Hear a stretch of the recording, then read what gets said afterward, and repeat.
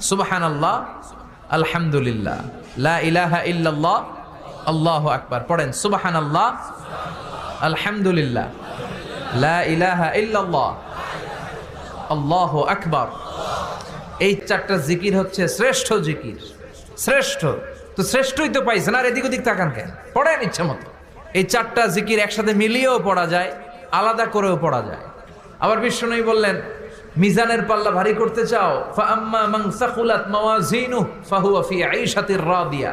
মিজানের পাল্লা যারা ভারী করতে চাও তারা দুইটা জিকির করবা, সুবহানাল্লাহি ওয়া বিহামদিহি, সুবহানাল্লাহিল আযীম। এই দুইটা শব্দ কালিমাতান হাবিবাতান ইলার রহমান, আল্লাহর কাছে খুব প্রিয়।